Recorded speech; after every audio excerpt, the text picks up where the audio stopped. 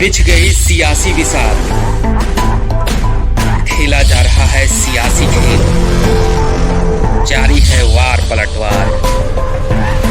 शह और मात के खेल में बनाई जा रही है रणनीति। कौन पड़ेगा किस पर भारी, ये कभी भी सिर्फ हस्तक्षेप.com पर अमलेंदु उपाध्याय के साथ।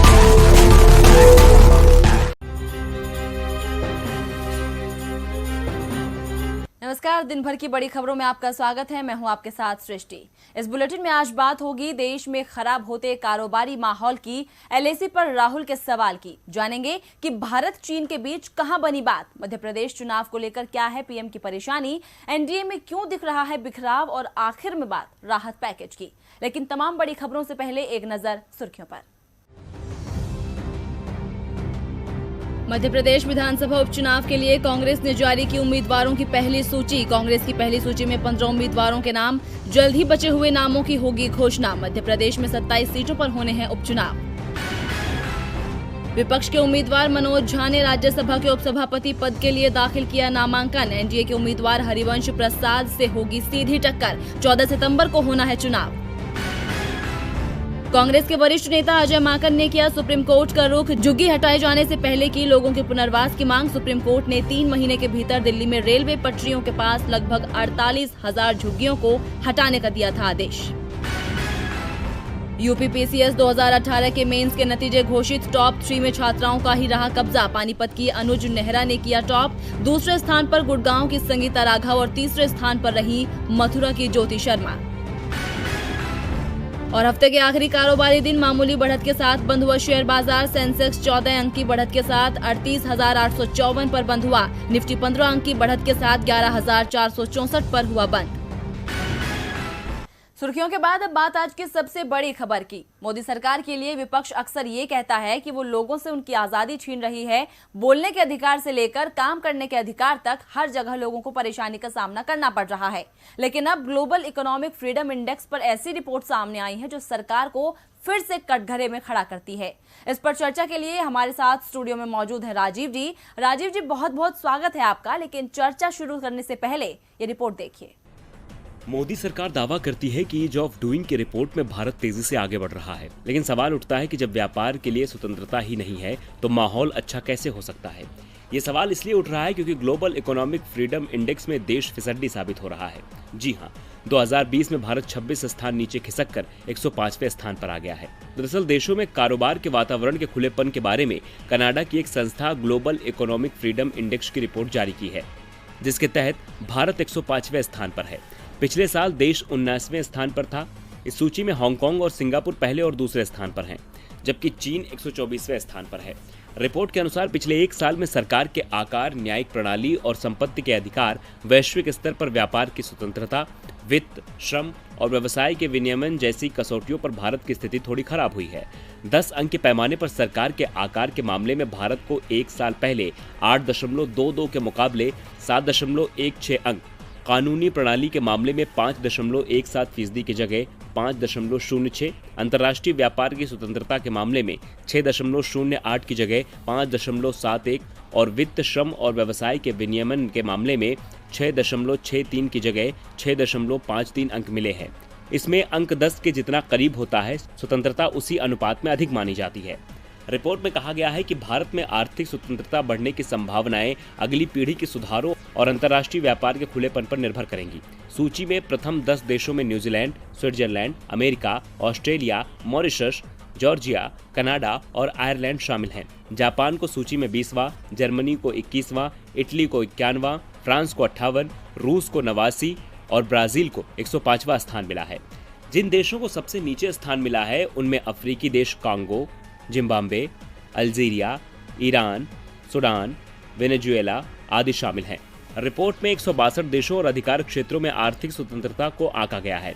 इनमें व्यक्तिगत पसंद का स्तर, बाजार में प्रवेश की योग्यता, निजी संपत्ति की सुरक्षा, कानून का शासन समेत अन्य मानकों को देखा जाता है।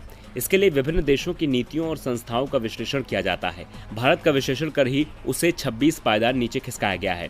अब सवाल उठता है कि जब देश में व्यापार के लिए स्वतंत्रता ही नहीं है तो अर्थव्यवस्था आगे कैसे बढ़ेगी।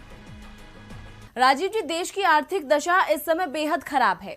सरकार का दावा है कि स्वास्थ्य मुसीबत का दौर थमने के बाद दुनिया भर की कई कंपनियां भारत में निवेश करेंगी। यहां वो अपनी प्रोडक्शन यूनिट लगाएंगी, जिससे मेक इन इंडिया अभियान को तेजी मिलेगी। लेकिन जो रिपोर्ट सामने आई है वो तो सरकार के दावे से उल्टी कहानी बता रही है। जब देश में कारोबारी माहौल ही सही नहीं होगा तो कोई यहां निवेश क्यों करेगा?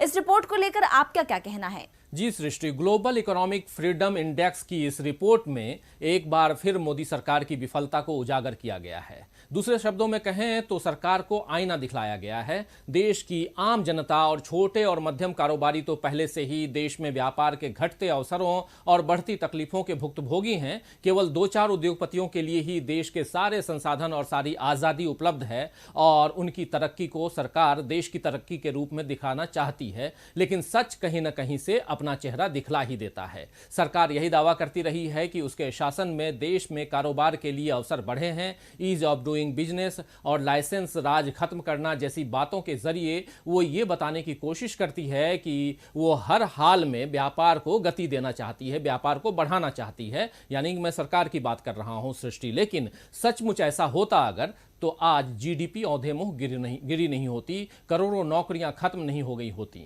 ये रिपोर्ट बताती है कि पिछले 1 साल में सरकार के आकार और वैश्विक स्तर पर व्यापार की स्वतंत्रता, न्यायिक प्रणाली और संपत्ति के अधिकार जैसी कसौटियों पर भारत की स्थिति बेहद खराब हुई है। और इसका सीधा मतलब यह है कि सरकार इन कसौटियों पर खरी नहीं उतरी, जिसका खामियाजा देश को और देश की जनता को भुगतना पड़ रहा है। देखने वाली बात यह है सृष्टि की जो रिपोर्ट अंतर्राष्ट्रीय स्तर पर आपकी कमी दिखला रही है उसे सरकार मानेगी या इसके लिए भी कोई नया बहाना गढ़ेगी?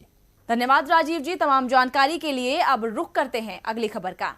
राहुल गांधी लगातार सरकार को घेर रहे हैं। पहले अर्थव्यवस्था, बेरोजगारी, छात्रों की परीक्षा को लेकर निशाना साधा, तो वहीं अब एलएसी पर भारत चीन के बीच जारी तनाव को लेकर राहुल गांधी ने सरकार को घेरा है। राहुल ने पूछा है कि क्या इसके लिए भी भगवान ही दोषी है? रिपोर्ट देखिए। कांग्रेस सांसद राहुल गांधी ने एक बार फिर केंद्र सरकार पर निशाना साधा है, लेकिन इस बार मुद्दा बेरोजगारी, अर्थव्यवस्था या छात्रों की परीक्षा का नहीं है। इस बार राहुल गांधी ने सरकार को भारत और चीन के बीच जारी तनातनी को लेकर निशाना साधा है। राहुल गांधी ने सरकार से सवाल किया कि चीन ने जो हमारी जमीन ली है उसे दोबारा हासिल करने के लिए सरकार के पास कोई योजना है या नहीं। साथ ही राहुल गांधी ने वित्त मंत्री निर्मला सीतारमण के बयान को लेकर सरकार पर निशाना साधा है। राहुल गांधी ने ट्वीट किया, क्या चीन द्वारा कब्जा की गई हमारी जमीन भी एक्ट ऑफ गॉड है? चीनियों ने हमारी जमीन ले ली है, क्या सरकार इसे वापस लेने की योजना बना रही है या कि ये भी एक्ट ऑफ गॉड होगा? गौरतलब है कि बीते दिनों वित्त मंत्री निर्मला सीतारमण ने गिरती अर्थव्यवस्था को महामारी के मत्थे मढ़ते हुए एक्ट ऑफ गॉड बताया था। राहुल गांधी ने वित्त मंत्री के इसी बयान को लेकर तंज कसा है। बता दें कि इससे पहले भी चीन को लेकर राहुल गांधी ने सरकार पर निशाना साधा था। तब भी राहुल गांधी ने कहा था कि सरकार चीनी इरादों का सामना करने से डर रही है। गौरतलब है कि इस साल मई से ही भारत और चीन के बीच गतिरोध जारी है। जून में सीमा पर हिंसक झड़प में 20 भारतीय सैनिक शहीद हो गए और जिसके बाद से ही स्थितियां ज्यादा नाजुक हो गईं। राहुल गांधी तो लगातार सरकार को हर बड़े मुद्दे पर घेर रहे हैं, फिर चाहे वो महामारी हो, अर्थव्यवस्था या फिर बेरोजगारी हो। लेकिन सवाल तो खड़ा जरूर होता है क्योंकि सरकार के पास इनमें से किसी भी सवाल का जवाब नहीं है। एक तरफ राहुल गांधी सरकार से पूछ रहे हैं कि सरकार एलएसी की सच्चाई कब बताएगी, हालात कब सुधरेंगे। वहीं सरकार भले ही सब कुछ ठीक होने के दावे कर रही हो, लेकिन कुछ भी ठीक नहीं दिख रहा है। और इसी बीच मॉस्को में भारत और चीन के विदेश मंत्रियों की बैठक हुई, जिसमें 5 सूत्रीय फॉर्मूले पर सहमति बनी। लेकिन इस सहमति पर भी लोगों को संदेह है। तो किस फॉर्मूले पर बनी है सहमति, इस रिपोर्ट में देखिए। भारत और चीन के बीच सीमा विवाद लंबे समय से चल रहा है, लेकिन इसको सुलझाने के लिए अब कदम उठाए जा रहे हैं। इसी को लेकर रूस की राजधानी मॉस्को में भारत और चीन के विदेश मंत्रियों की बैठक हुई। बैठक में दोनों देशों की सीमा पर तनाव घटाने को लेकर सहमति बन गई है। भारत और चीन सीमा विवाद घटाने के लिए दोनों देश राजी हुए हैं और दोनों देशों के बीच 5 सूत्रीय फॉर्मूले पर रजामंदी हो गई है। नजर डालते हैं उन 5 सूत्रीय फॉर्मूले पर। आपसी मतभेदों को विवाद नहीं बनने दिया जाएगा, यानी अगर दोनों देशों के बीच कोई असहमति होती है तो उसके विवाद में तब्दील होने का इंतजार नहीं किया जाएगा। दोनों देशों की सेनाएं विवाद वाले क्षेत्रों से पीछे हटे, यानी डिसएंगेज की प्रक्रिया को दोनों देश जल्द से जल्द शुरू करें, क्योंकि फिलहाल जो स्थिति एलएसी पर बनी हुई है वो भारत और चीन दोनों देशों के लिए अहितकारी है। तय मैकेनिज्म के अनुसार दोनों देश बातचीत जारी रखें। इसके तहत स्पेशल रिप्रेजेंटेटिव मैकेनिज्म के तहत चर्चा को टूटने न दें और एग्रीमेंट और प्रोटोकॉल का पालन करते हुए किसी भी विवाद या तनाव की स्थिति से बचने का प्रयास करें। मौजूदा संधियों और प्रोटोकॉल्स को दोनों देश मानेंगे और इन्हीं के आधार पर सीमा पर तनाव को बढ़ने नहीं देंगे। दोनों देश ऐसा कोई कदम नहीं उठाएंगे जिससे तनाव बढ़े और आपस में भरोसा कायम रखने के लिए समय समय पर पहल की जानी चाहिए। लेकिन चीन की चालबाजियां किसी से छिपी नहीं है। 1962 से लेकर 2020 तक चीन का इतिहास धोखा देने का है। हाल ही में हुई सहमति से 2 महीने पहले भी राष्ट्रीय सुरक्षा सलाहकार अजीत डोभाल और चीनी विदेश मंत्री और स्टेट काउंसलर वांग ई के बीच इन मुद्दों पर सहमति बनी थी, लेकिन ड्रैगन ने धोखा ही दिया था। अब देखना होगा कि इस बार चीन सहमति पर कायम रह पाता है या नहीं। भारत चीन के बीच 5 बिंदुओं पर सहमति तो बन गई, लेकिन हमारा पड़ोसी इस सहमति का सम्मान करेगा, जिसे लेकर तस्वीर जल्द ही साफ हो जाएगी।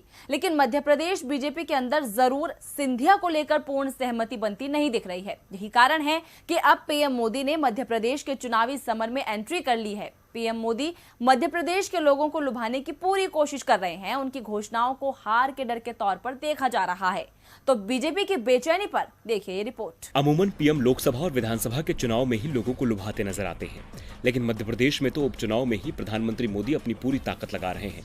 वो रैलियां तो नहीं कर रहे, लेकिन योजनाओं की घोषणा कर लोगों पर डोरे डाल रहे हैं। मध्य प्रदेश की जनता से सीधी बात कर रहे हैं। जहां उन्होंने पहले स्ट्रीट वेंडर्स की बात की थी, वहीं अब प्रधानमंत्री आवास योजना के तहत लोगों का गृह प्रवेश कराने जा रहे हैं। 2 लाख आवास लोगों को घर देने का दावा किया गया है। इसी के तहत शनिवार को पीएम मोदी सुबह 11 बजे ऑनलाइन कार्यक्रम के जरिए लोगों को घर देंगे। पीएम मोदी की इन घोषणाओं को हार के डर के तौर पर देखा जा रहा है। ये डर इसलिए है क्योंकि सिंधिया समर्थक शिवराज के लिए परेशानी का सबब बने हुए हैं। दरअसल ज्योतिरादित्य सिंधिया के आने से बीजेपी के पुराने नेताओं में असंतोष है, इसीलिए बीजेपी में बगावत का दौर शुरू हो गया है। यहाँ तक कि ग्वालियर के बड़े नेता माने जाने वाले सतीश सिकरवार पार्टी का साथ छोड़ चुके हैं।